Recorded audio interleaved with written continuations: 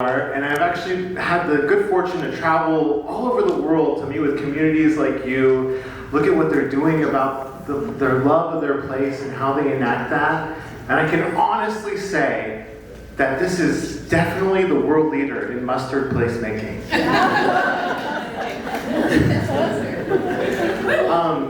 As Joanne said, I've gotten to really get a whirlwind tour, and there's so much to talk about in so little time. So I apologize if this is the most frenetic talk you've ever seen, because it's hard enough to describe what placemaking is, let alone all of the amazing opportunities and exciting things that you guys have going on here and to react to them. I literally went home today and just threw another 50 slides into my deck, and I hope they went in the right order so that this makes some bit of sense. But I'll jump right into it. Now, how many of you know what placemaking is? That's pretty good. I wouldn't even raise my hand. Well, I'll go back to what I think is like sort of our foundational story. And we're so lucky because all over the world, people celebrate this lady as kind of our godmother of placemaking, and she is a combined US and Canadian story. So we actually share custody of this amazing woman who is beloved all over the world for her poetic waxing about place. So on your right is Jane Jacobs. Woo! Give her a cheer! The mother of placemaking. And on your left is Robert Moses, our arch nemesis, the top-down planner in New York City who wanted to build a highway through everything he could get his hands on. What a demon. And so one of their most famous showdowns takes place in this park, Washington Square Park in New York City. Have any of you ever been there? It's a really, really special place. Well, did you know, it actually has a history going all the way back to the Lenape people who used that space as a fishing hole, and it was a village site. There's been people hanging out there forever. But there was a brief interlude where that wasn't the case, because before this was this beautiful park, it was a parking lot. Yeah. These amazing places were taken away from the people that use them and given over to the motor vehicle. And that's a lot of the story of placemaking, is taking back our cities from the destruction that was done in the 20th century for vehicular planning, for out of racist policies like urban renewal and urban housing, and just bad modernism. Bad planning by paternalistic jerks like Robert Moses. And Robert Moses wasn't just happy with a parking lot, mind you. He actually wanted to turn the park into a freeway on top of it. And he was one of the most powerful people in New York State. Like, there's a 1,000-page book about him called The Power Broker. And he, though, was broken by one lady, by Jane Jacobs. And how did she do it? Did she have superpowers? Did she have... I don't know how else you would use. A giant in her pocket? No.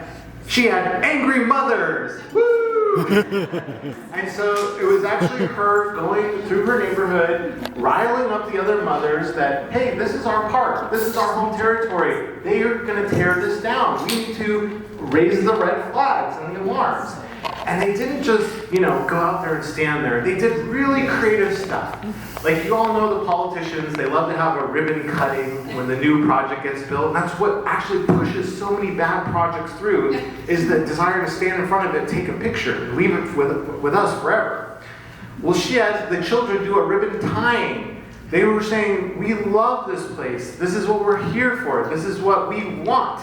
And so there's actually the last car going through the Washington Arch there, and it is now, of course, this great park. Now, who knows about Amsterdam, the wonderful bicycle utopia that is one lady? No, we don't. Okay, I see. There. Okay. This just happened, right? The Dutch are much smarter than us. They love baskets, they love wooden shoes, they love bicycles. No, it's actually the same exact story, tale as old as time. This is the bike parking lot at the train station in downtown Amsterdam. That's a lot of bikes. It was actually started by Angry mothers! A series of young children were run over in a short series of time. Amsterdam had actually, after the war, taken on North American planning practices, big roads, planning for cars. Many young people were getting run over. And the Dutch, when they saw a youngster getting run over, because they all kind of look alike, it was like seeing their own child being run over. And so they started the Stop the Murdered Children campaign. Wow. And that is what started the bicycle planning that then became, many, many years later, this ubiquitous way of ecologically getting around the city. So it's always been people power and people knowing what's good for their neighborhood, what's good for their town, and taking a stance for that and really believing in it. So I work for a nonprofit called Placemaking US. We're part of a global network called Placemaking X.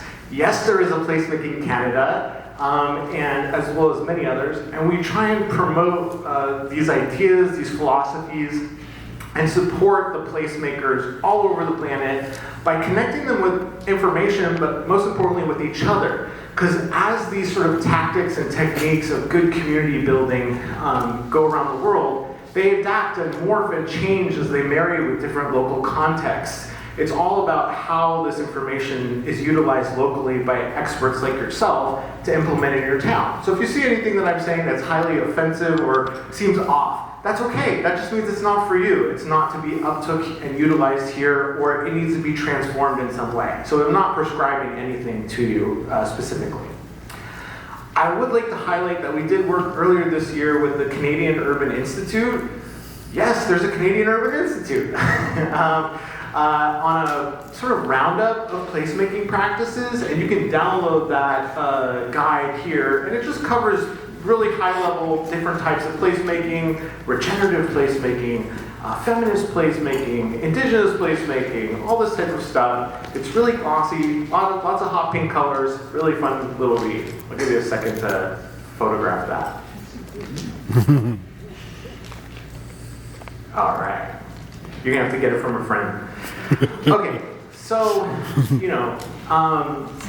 all over the place, we really, I think, we love our places, and sometimes it's hard to see how much better they can be. And it's also difficult because we only have so many resources to do so much. And so you might say, hey, what's going on in the plaza in front of the theater? Well, nothing. But that's okay, because next year we're redoing it, and there's really nice trees are coming, and da-da-da-da-da-da. But that's a little bit of the problem, is we're always stuck waiting, and we aren't enabling people to take their position and add their flavor to the city. And that's why I'm so glad I was introduced by a Colombian, because we're going south of the border right now, right down to, Peru, sorry. But this is that same piece of infrastructure I just showed you, that same type of sunken plaza. And this is in the Miraflores neighborhood in Peru. And it's full of 500, 1,000 people dancing. They do this every Friday like clockwork. Now, is this a city-funded program? Did some philanthropists come and give them a big bunch of money to do this? No! It's this little old lady here, and she's got a speaker, a battery-powered speaker, and it's connected to YouTube, and she takes karaoke requests on a series of Post-it notes. But she's allowed to do it. No one's hassling her. And she's like a miracle worker, making all these people healthier, happier, more social. This is placemaking as raw as it gets. It's great it's in the OCP. It's great that the community team is out there making these connections and making things like this possible. But it really goes to show that anybody can add value to their city, their flavor. And that's a great Jane Jacobs quote.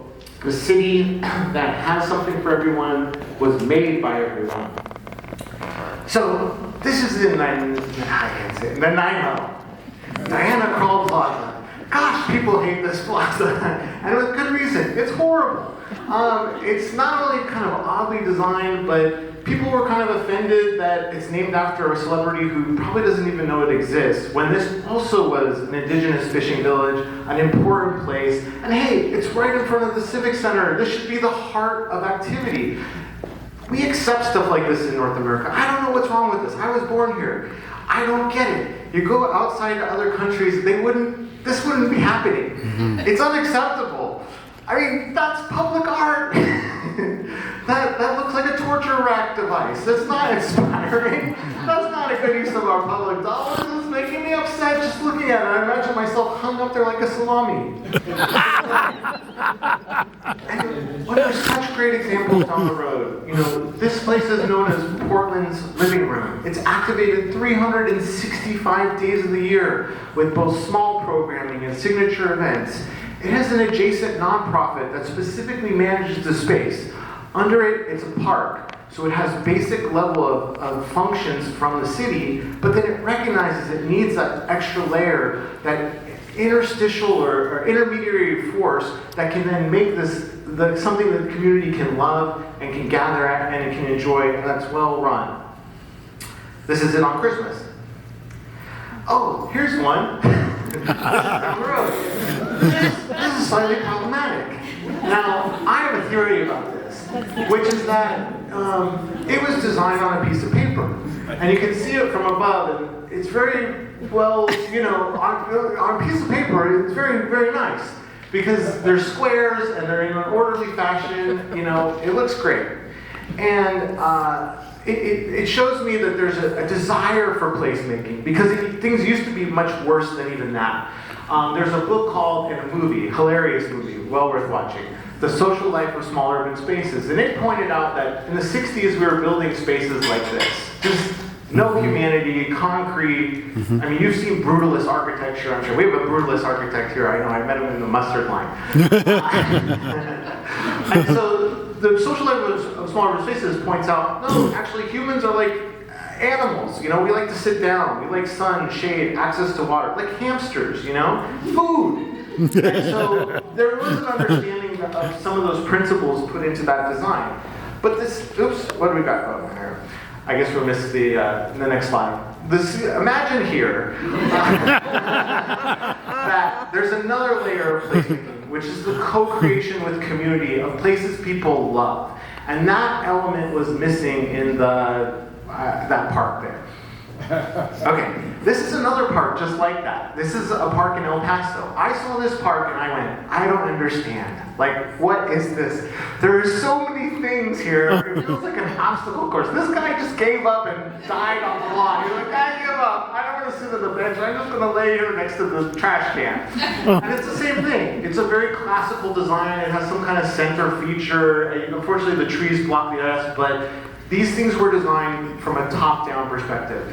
It's a little better than Robert Moses putting a highway through your neighborhood, but not much, because these aren't useful, functional places. Those require iterative design with the community. And I think it's great that, we dialogue and we cross-compare and we really meet with our peers to understand what is underlying a successful place. Because there's lots of invisible aspects of what makes a place successful or not. So I was walking in London with the BIA there, and they said, this plaza we hate it. It's giving us a lot of problems. There's social deviance there. It's awful. And I walked into it and I said, oh my God, this is Congress Square in Portland, Maine. And this is what Congress Square looks like, though. It has a small nonprofit with one staff person who programs it 100 plus days a year. It has some furniture. It's a totally lively, active place.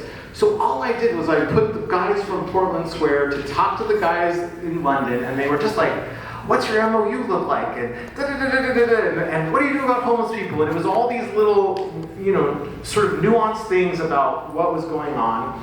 And the next year, I saw the guys from London again, and they said, Ryan, after we talked to the guys from Portland Square, everything changed. And I was like, really? What happened? And they're like, well, yeah, we started placemaking it. And I don't know why they had to bring out like a samba line, but this is what they did. They even bought the same furniture as Portland Square. They managed it more aggressively. They made it a platform for community participation and events, and all of their problems magically went away. So there's something missing when your space is not functioning, and it's worth seeking out similar spaces and people who've gone through the same problems so that they can get you some of that information to make it a more living place. And this is what life looks like, by the way. It's people dancing, smiling, talking, sitting down. When you see a barren, empty space, something has gone wrong there, and it's worth fixing. So right now, as Joanne mentioned, I'm on this road trip for, what's it called? Road trip for resilience. And the purpose of this trip is really to go around and look at how neighborhoods and cities and towns are promoting both economic and ecological resilience.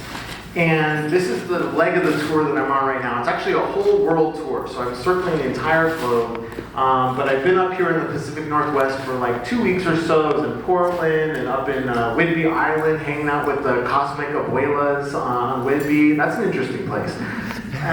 Port Townsend, and now here on Vancouver Island.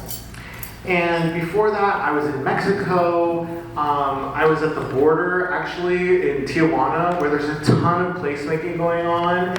And it was a really interesting place to go for me because as an American or a U.S. person, or I don't know what you call us, those Southerners, we're seeing the type of management that's been at the border move into our cities. So the border is a highly militarized place. There's a lot of really weird coupling of business interests with government, and there's not a lot of care and concern about people.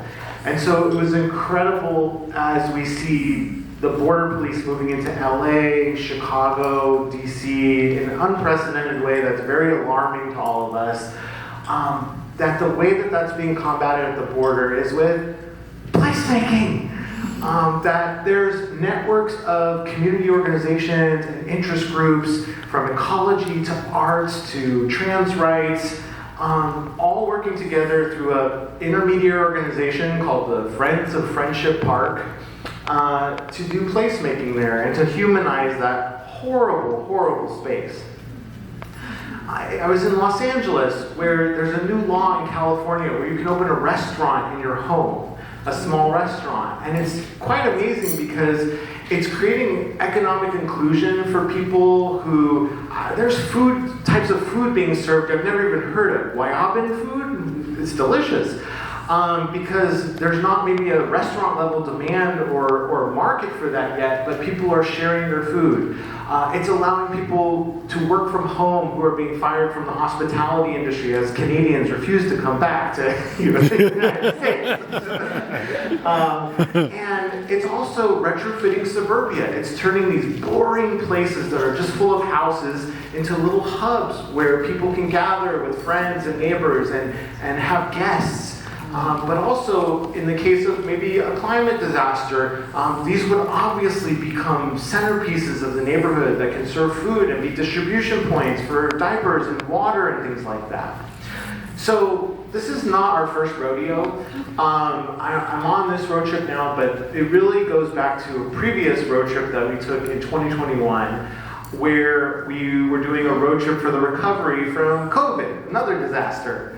And this was a national road trip, 70 cities, 3 months of meeting with communities, learning how they were recovering from COVID. And it was interesting because when we got to Vermont, they had a different idea of recovery than I did. I was thinking about the virus, but they had been hit by a hurricane in 2011.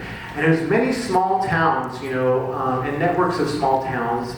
And they were showing us ways that some of the towns just rebuilt after the hurricane exactly as they were before, and others used it as a real opportunity to fix problems and make themselves more resilient. And so I remember walking around and seeing all the different projects that they did, because and that became very important because last year I took a job in Asheville, North Carolina in September. And a month into the job, they were hit by a 10,000-year storm, actually 2 storms that collided at the same time. Our very first hurricane up on a mountain, and a 3-day torrential downpour. And there was incredible destruction. We had no water for 60 days. 100,000 people were made homeless. And it was a remarkable experience. And so I remembered those people in Vermont and all the stuff they did. So I called them and I said, what do we do here? And luckily them and other people in our placemaking network from New Orleans and from Houston, who'd experienced many, many hurricanes before, came to my aid and helped us learn about what we needed to do from a recovery perspective and resilience perspective. And I'll share just a few things from that, which I loved what the Vermont guys said, because they really said, I think, what was stated here in the land acknowledgement. Oh my gosh, we depend on the natural systems of our place. Those are very important. Don't build in the floodplain. Don't denude your forests. And turn everything into impermeable surfaces and expect to survive for very long. We've done a lot of damage to our environment that needs to be undone, and we need to be hyper aware of now. So they really showed us about actually starting from the hydrology, watershed thinking. Where is our water going? What is it doing? And how are we affecting that? And they showed us that from that science, we can really identify the points of vulnerability and also where you can slow water, where you can sink water, and how every foot of that you do, and every inch you slow something, every inch of you and foot really, really matters as far as people's livelihood, as far as damage done. And so this is an example from them where their hydrology identified a specific place where they thought they could do a lot of upstream protection. And so they had a community placemaking team, multidisciplinary, and they designed a park to go into this space. So they bought out some properties that had been pretty much wiped out in the storm, and they built this passive park. So great quality of life amenity.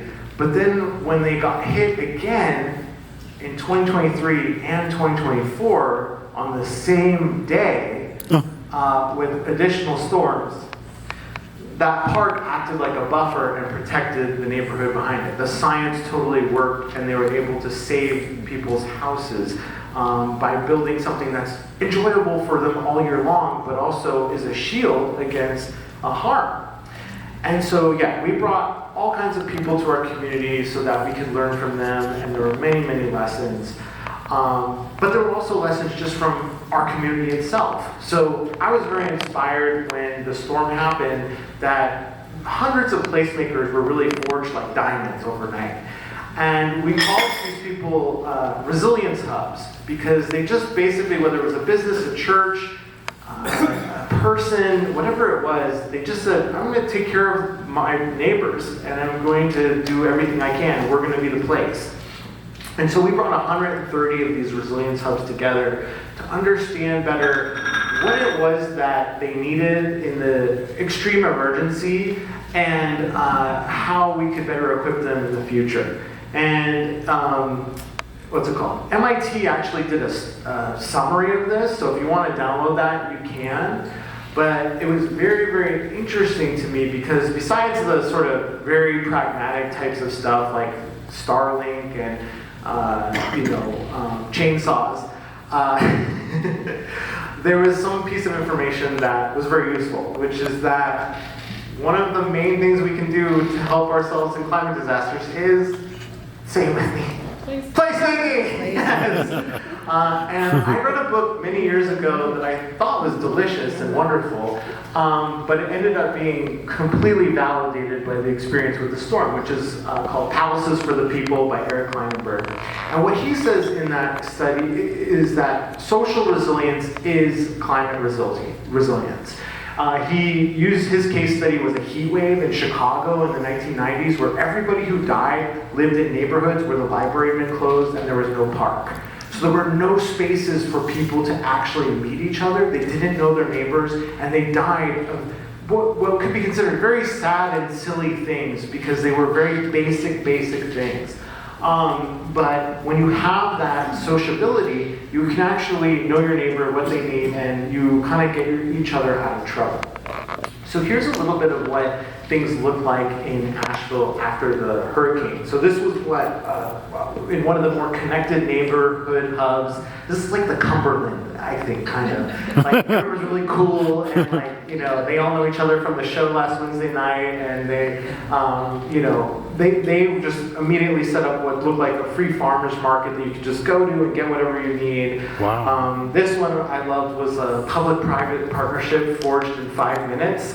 And so it was interesting because the city had to close all the community centers and libraries because they didn't have staff. Well, what could be the more obvious resilience hubs than your public building assets like that? Well, one of my board members was actually the board chair of the county library, whatever it's called, library organization, department.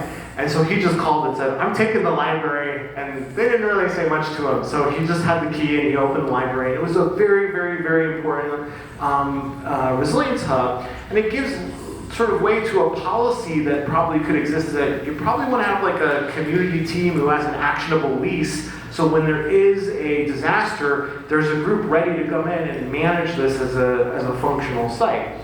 The same thing happened at a community center where the Parks and Rec staff person was also a pastor who rented the community center on the weekend. So because he had the sort of lease agreement with the city, he was able to also operate that as a resilience hub.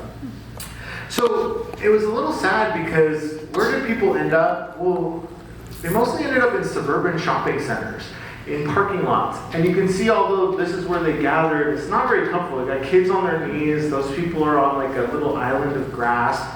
And it's not quite where I think you have much dignity in a space like that at a time that's very, very challenging.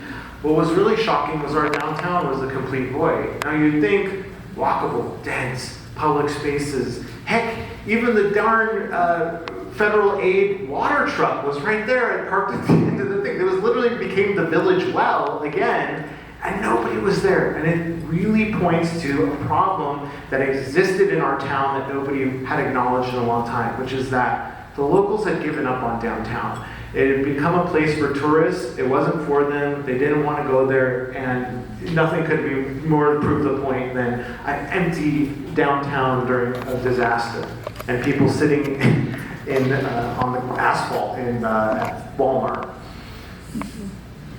So something somebody did that I thought was super interesting and cool out of this was they made a map of just the regenerative features of our city. The organizations, the physical features, and the places where regeneration was actually rooted and happening.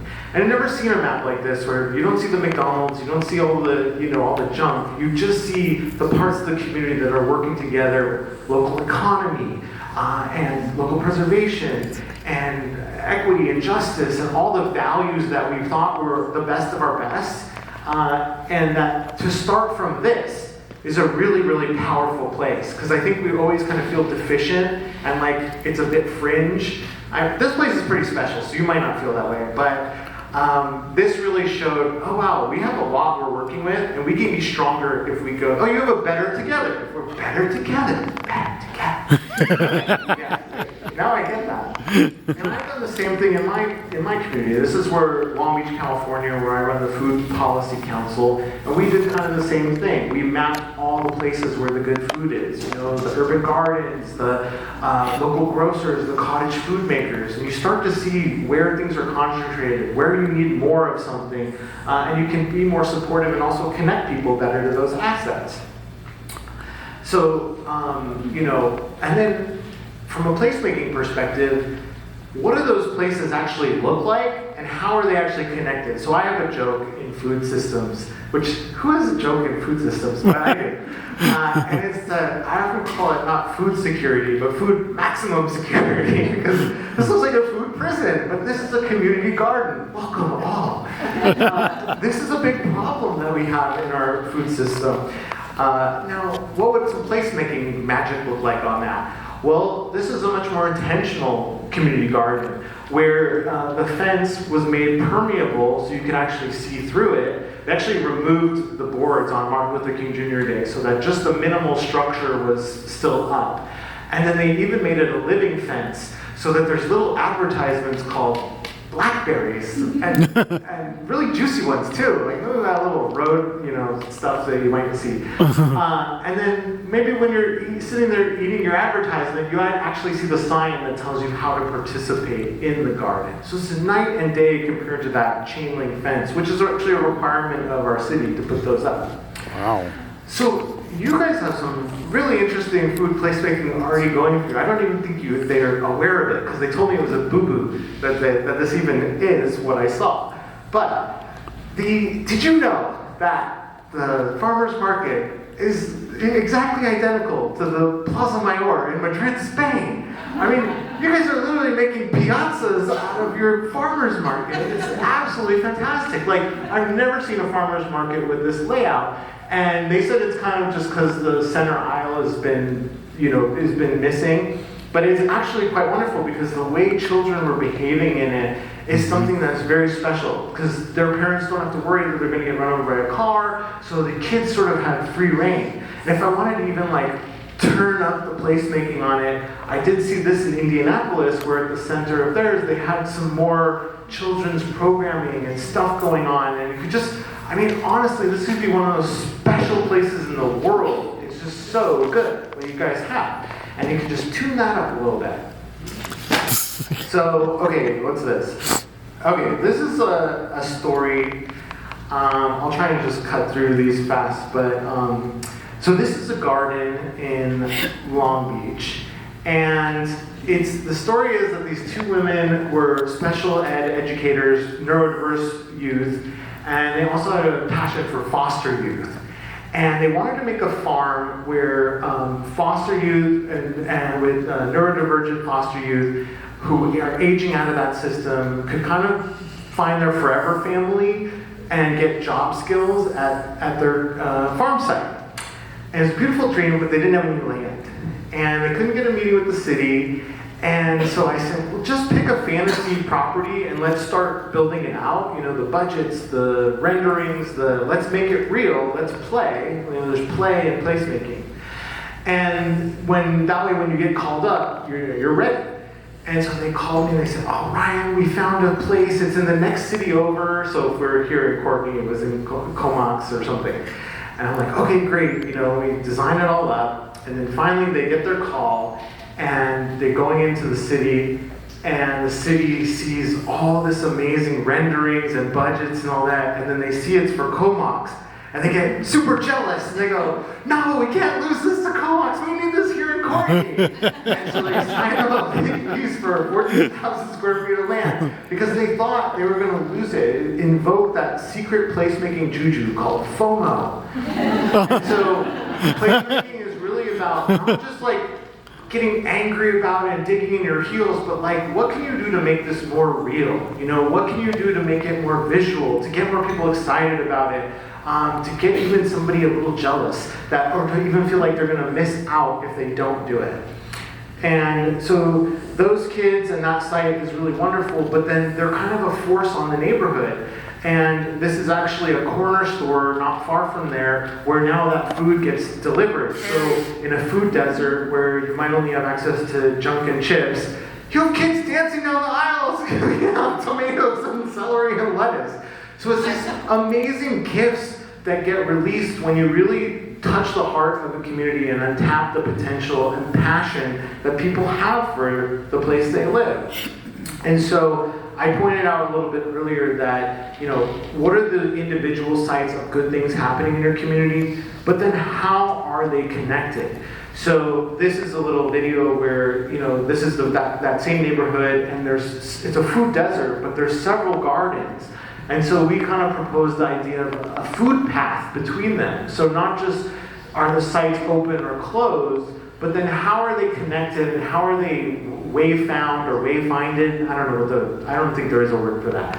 But how, and if it can't be some overarching city plan, how can a bunch of little tiny projects along the way coordinate to create that feeling of every, so often feet, there's a mural, or there's a little foodie free library, or there's a walk path with food stuff, because many people in our community are not as cool as you and don't come to as many public meetings. And they don't really have the cues in their environment that tell them that something good is just around the corner.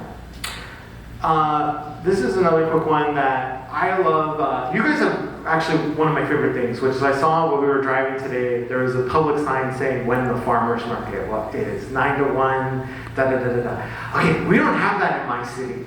And they do have it in Seattle. That's the first time I ever saw it. And so I wanted to do it in my city, and I couldn't really find who was even the person to talk to about that. And so we decided, okay, let's just do it a little more like low-key community. And so there was sort of this is where this farmer's market is. It's on a side road. And there's a big box store. And we tried to talk to them, and we couldn't really find who was the person to ask about putting up this mural saying farmer's market. And so eventually we figured, okay, if we can't find them, they probably can't find us. And so just during the farmer's market, we had a special event permit and some insurance, so we kind of just painted up the thing. And I was kind of reminded from an equity perspective, like, Ryan, there's these food trucks that pop up when the farmer's market's not there, and did you talk to them? And I was like, no, because actually the farmer's market hates those people because like there's been some kerfuffles about them leaving, or maybe there was some trash, so I kind of had just like put up my own blinders too. And that's something that we really don't want to do. Really, anybody who's using a place really has valuable information about it and probably wants to belong there more than they're allowed to. But because they were kind of in a gray area, because they had these kind of brush-ups, they were kind of forgotten. And I talked to them. They had so much knowledge. The community loved this place. Of course, they could go there and get food. They had a special name for the place that nobody ever would have guessed. And we ended up including them in the mural. And then guess what happened? They had pride, and they also then improved the space. They put out trash cans. They bought color-coordinated tents. They put out hand sanitizer, napkins, tables. The dignity and the pride and the cohesion of the entire place went up and up and up because we kind of did this more as a unit together instead of, all side-eyeing and getting kind of pissed at each other over little nuanced things. So one of the biggest blocks of placemaking, not just in the US, not just in Canada, all over the world, maybe even the universe, is permitting. And this is an illustration of the permitting process for another town. And it's so complicated. And then at the very end, they can still deny your permit. So what sane human would want to put themselves through this torture? Well, probably many of you have. But, and I myself. But this is one of the big sort of blockades of why people can't do placemaking and why a lot of placemaking stops.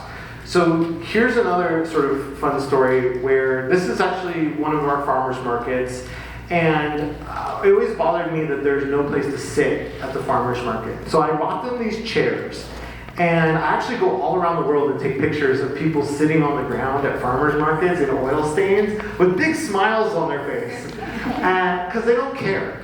But the reality is this lady has really good knees, and a lot of people don't. And so she's a keyline species. What do you call the salmon again? Keystone species of what could be. But by no means is she all that could be. And so we put out these chairs, and it was so wonderful because I'd go there and I'd see families, enjoying food together, friends meeting, people running into each other, all these beautiful interactions. And then, of course, the city, what happened was there's parking back here for boat owners. Somebody put a chair in one of the parking spots. Boat owner called the city. City reviewed the permit. Move the chairs. But we created that culture of sitting on the lawn, and so people just started bringing their own chairs. And so this lady almost wouldn't let me walk away. She's like, I have another chair in my garage, in my park, or whatever, my trunk. I was like, no, I'm documenting my placemaking project. Leave me alone, lady. And so, people continue to meet there and enjoy it. And then, of course, let's hope it was well-meaning, but then the city's zero-scaping policy caught up with this space, and the grass was removed, and it became a native plant site. So, although let's hope it was a well-intentioned thing of just two departments crossing in the night, the best use of probably this space didn't come to be because of permit